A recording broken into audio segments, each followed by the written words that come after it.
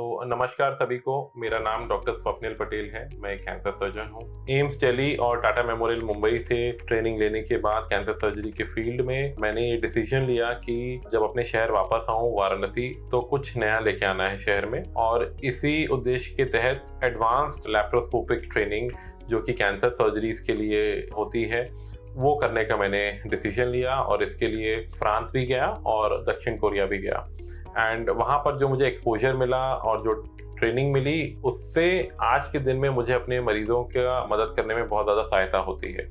तो वो जो 15-17 साल की ट्रेनिंग थी अब वो काम आती है, और इसका एक जीता जाता एग्जाम्पल हमारे साथ हमारे पेशेंट हैं जिनको बड़ी आंत का कैंसर हो गया था। अच्छी बात यह है कि ये कैंसर बहुत शुरुआती स्टेज का था, इसको कोलोन कैंसर बोलते हैं। एंड कोलोन कैंसर उन कैंसर में से होता है जिसमें शुरुआती स्टेज में दूरबीन द्वारा कैंसर सर्जरी बहुत सफल मानी जाती है एंड अच्छे तरीके से हो सकती है। बट इस कोलोन कैंसर की सर्जरी को जो हेमिकोलेक्टमी बोलते हैं, दूरबीन द्वारा करने में बहुत ज्यादा ट्रेनिंग एंड लर्निंग कर की जरूरत होती है। क्योंकि हमारा और हमारी टीम का एक्सपोजर अच्छा था तो हमने डिसीजन लिया, हम लोग रूटीनली उपकार कैंसर इंस्टीट्यूट में ये सब सर्जरीज करते रहते हैं।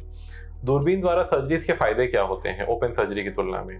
पेशेंट की रिकवरी जल्दी होती है, दर्द कम होता है, पेशेंट जल्दी अपने काम पे वापस चला जाता है। जब जल्दी अस्पताल से डिस्चार्ज होगा तो पैसा भी कम लगेगा, तो हर तरीके से पेशेंट के लिए बेनिफिशियल होता है। प्लस कैंसर का कंट्रोल उतना ही अच्छा होता है जैसे ओपन सर्जरीज में होता है। इसी टाइम पे मैं ये बताना चाहूँगा, कई बार पेशेंट्स हमारे पास आते हैं इस धारणा के साथ जो सोसाइटी में मिथ्या फैली होती है, अरे नहीं लैप्रोस्कोपी से करेंगे तो कैंसर फैल जाएगा या कैंसर छूट जाएगा। ऐसा नहीं होता। कैंसर छूटना या कैंसर फैलना किसी एक कैंसर सर्जन की स्किल के ऊपर निर्धारित होता है, निर्भर करता है। वो ओपन सर्जरी में भी हो सकता है, लैप्रोस्कोपिक सर्जरी में भी हो सकता है, अगर कोई सही टेक्निक्स नहीं फॉलो कर रहा है या मशीनरी सही नहीं हो तो बात करते हैं नसीम जी से। सर बताइए, आपको परेशानी कब से शुरू हुई थी? परेशानी तो करीब 2-3 महीना पहले हुआ। 2-3 महीना पहले हुआ। फिर आपने सब जांच वांच कराई? हाँ, जांच करा। आप हमारे यहाँ कब आके भर्ती हुए? अब करीब फरवरी में, समझ में आ रहा, फरवरी में 1 महीना पहले किए। हाँ, फिर अस्पताल में आपको कितना दिन भर्ती रहना पड़ा? 1 हफ्ता। 1 हफ्ता।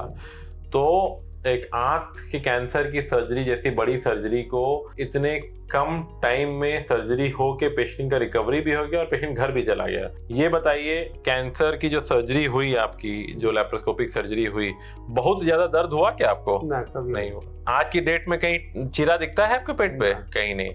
आज इनकी एक ही कंप्लेन है कि सर हमें भूख बहुत लगती है। तो ये तो बहुत अच्छा साइन है हमारे लिए। भूख बहुत लगना तो बहुत पॉजिटिव चीज है। अगर एक कैंसर का पेशेंट ये बोल के आता है हमारे पास कि सर हमें भूख बहुत लग रही है, मतलब कि हमारा ऑपरेशन सफल है। ठीक है।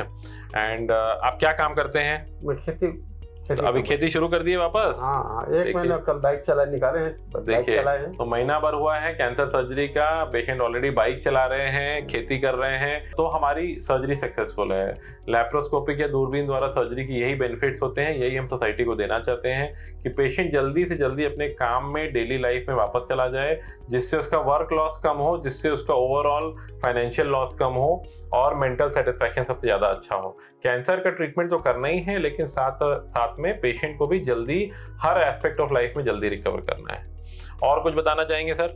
नहीं, और कुछ बताना नहीं चाहते, मतलब हम जल्दी ठीक हो गए, ये हमारा खुशी। बढ़िया है, यही जानना चाहते हैं। इसमें ज्यादा मैं पैदल चला हूँ, पैदल बहुत चला हूँ, दिन भर पैदल चलते थे। चलिए, बहुत बढ़िया। तो यही अच्छे रिकवरी का साइन होता है। Thank you. एंड प्लीज अपना इलाज टाइम पे कराएं। एंड उपकार कैंसर इंस्टीट्यूट में सारी लेटेस्ट टेक्नोलॉजीज जो अवेलेबल होती हैं कैंसर सर्जरीज की, और पूर्वांचल में पहली बार ये सब उपलब्ध है।